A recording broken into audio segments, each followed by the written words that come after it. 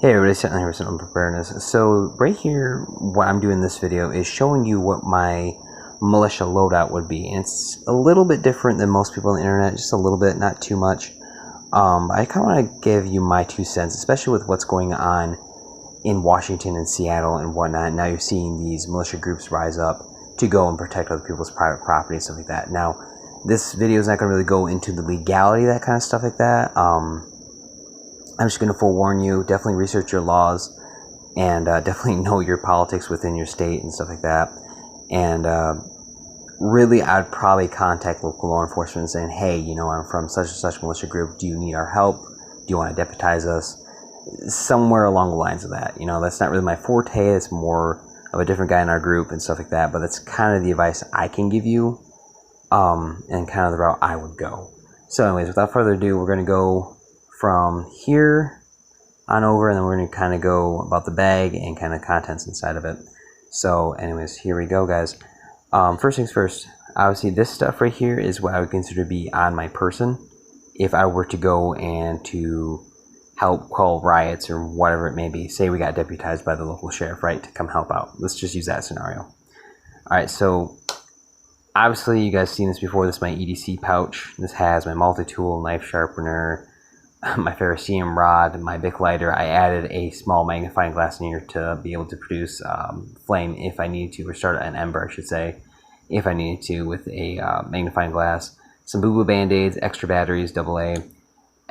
This flashlight does actually ride inside of here, but I had to go outside and grab my bag, so I turned it on. Then, if you guys are curious, this is the Coast, if it would like to focus, maybe. Coast HX5. Good flashlight. It was like $20, not bad. Down here is my buck folding knife. It's a assist and stuff like that. Spare magazine for my 40 caliber. That's my SR40 right there. Mechanics gloves. It's a little tactical. Personally, I mean, you can use these leather gloves, whatever kind of gloves you got, depending on the weather as well. And my little camouflage hat for a head covering. Got my camel pack, obviously my AR-15. On the outside of the bag, there is my kangaroo system set up. I actually need to put my other spare magazine for my pistol right here, because I figured I'm going to put one right here and I'm going to carry one on my person just in case I absolutely have to ditch my bag for whatever reason. I'm not going to be completely out of ammo or spare ammo. Outside here, I do have a spare IFAK. Right here is my radio and stuff like that. And we're going to kind of go with the contents of the bag on the table next, so that I can kind of walk you through what I would recommend to carry and stuff like that. And to mind you guys, right now in this video, my specific job, I'll say, my specified job is to be the group's medic. Okay, I do have an EMT course I did take. I do have my BLS certification, stuff like that. That's kind of why I was designated the medic. And do I know everything? Absolutely not. Do I know a lot of stuff medical-wise? Yes, I do. But my theology is I'm just going to operate at an EMT level and nothing farther. So, letting you guys know. So here we go. We're going to spill out the contents of here and kind of show you guys what I have lined up. Okay, guys. So, first things first is the main pocket of my bag here. Okay, I emptied this out, so I'm kind of bumbling around trying to empty this out for you guys. Pretty much all the contents are spilled out right here. I am kind of working on the nitty-gritty of this kind of stuff, fine-tuning it, but I got it pretty much where I wanted it. So here, obviously, I'm going to carry a camelback here. This is a 100-ounce camelback, or camelback, excuse me. I don't really ever fill this completely full. Probably only 80 ounces really in here, so it fits in my bag nice and good. That way you don't have to take out your metal canteen, for example, open the screw up, or screw, excuse me, the lid up, and take a drink and blah, blah, blah, make all that noise and movement and stuff like that. You can just simply bite down the bite valve here and drink your water. I do have this because, guys, I do believe when you make a duty bag, survival bag, 72-hour bag, whatever you want to call it, you need the 5 C's minimum in your bag. No matter where you're going, even if you're going out for a day hike, day walk, whatever, 5 C's on you, all times. Okay?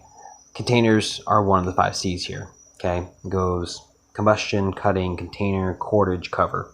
5 C's, okay? Container. This is a single wall, so I can actually boil water if I really needed to.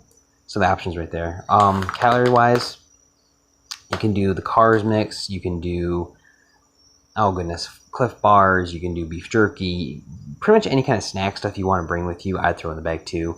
I wouldn't really bring too much, maybe like 2-3 pounds of food, depending how much you really want to eat. But this one bag of Carr's sweet and salty mix weighs 1 pound. So I figured probably maybe 1-2 of those bags I'd be good to go for snack wise.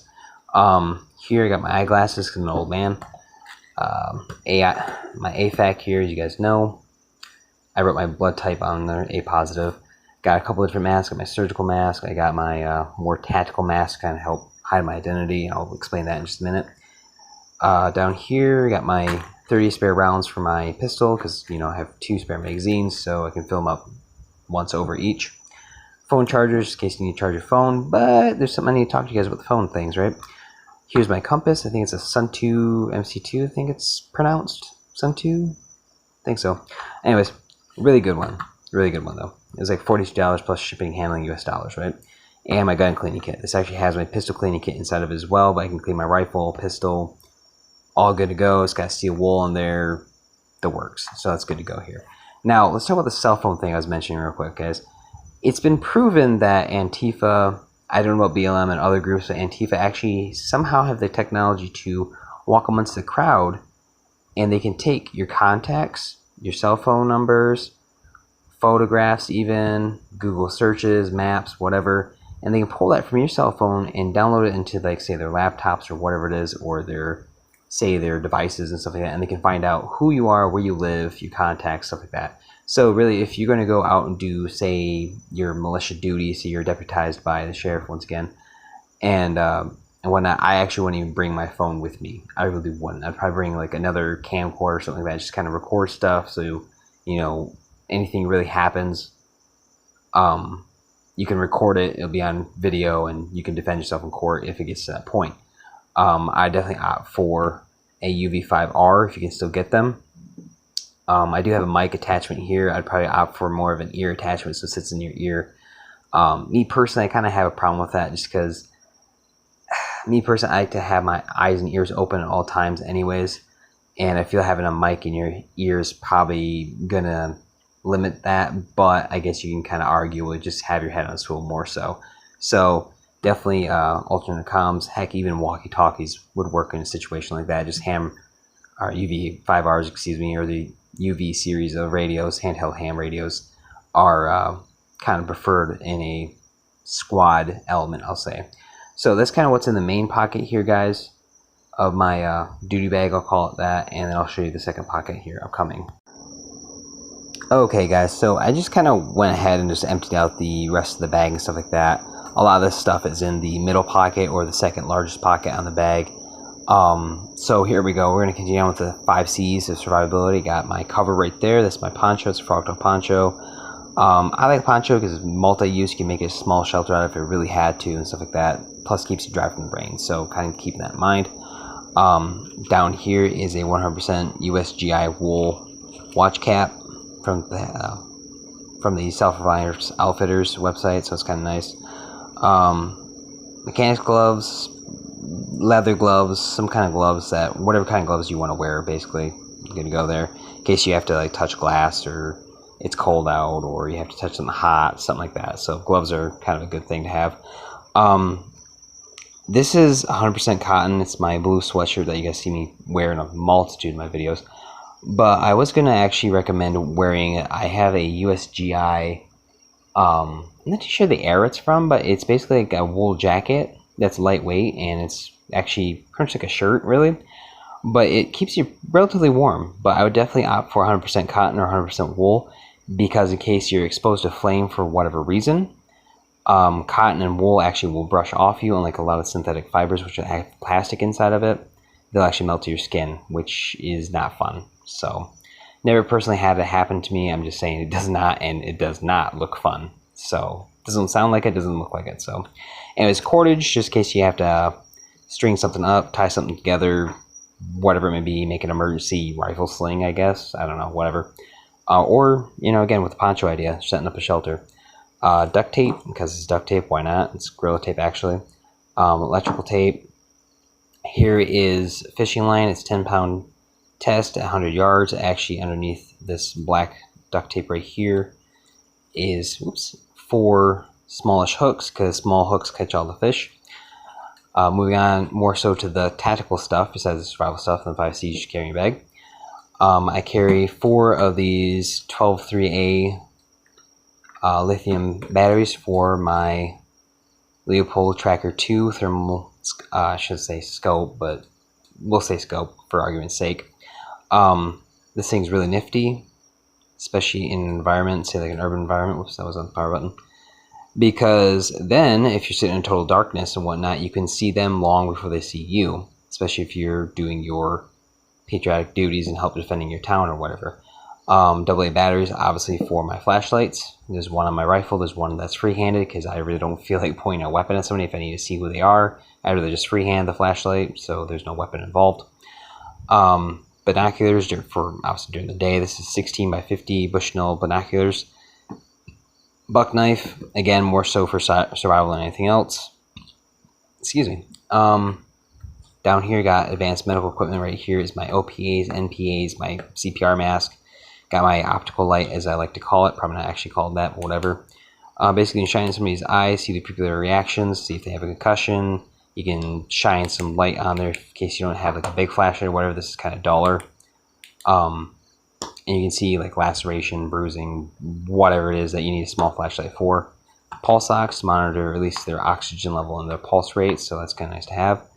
And a cat tourniquet just for massive hemorrhage, just in case. And this all sits right here in this pocket right here, guys.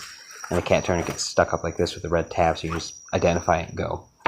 And the last pocket back here, guys, are these 3 magazines. Oops, should have probably got a light there. Are these 3 magazines right here. They're all fully loaded, up to 28 rounds. I stick them there, good to go. These 4 boxes of 20 count 223 55 grain hollow point are actually in the bottom of my second pouch, or excuse me, I keep saying pouch, pocket here in my backpack. So that's kind of what I carry in my bag. All this together, guys, actually does not weigh too much. I was going to wait for the video, but I don't know where my luggage scale went. My kids took off with it thinking it was a spaceship or something like that. And I'm just going to say it weighs anywhere from 12-ish to 15-ish pounds. But it's a small package in my personal opinion, but it delivers a lot of flexibility, versatility, and stuff like that. So again, not really discussing the legality of putting your militia group out there, your patriot group, I'll say, instead of militia, your patriot group out there. Perhaps it'll be deputized by the local sheriff or whatever to help out with riots and stuff like that. Who knows? Maybe you guys just have to band it together to help defend each other's property from craziness. Just kind of a quick video showing you the equipment I carry. Maybe hopefully give you guys some ideas. Maybe you're going to revamp some of your gear, maybe you're not, whatever. Comment down below if you have any recommendations that I may have missed or something that you guys may think would be better to carry and stuff like that. So anyways, the point of this video pretty much though is, guys, this chaos is going to spread more so, I should say more so, but the closer we get to the actual election. We're 67 days now, 66, 67 days out from the actual 2020 election, so it's getting kind of hairy. It's a good idea to make a bag or a kit, whatever you want to call it, and have it ready to go just in case your patriot group's like, hey, you know, we need to go to XYZ, you know, help all first responders, whatever it may be. So anyways, guys, thanks for watching. Stay frosty, prep up.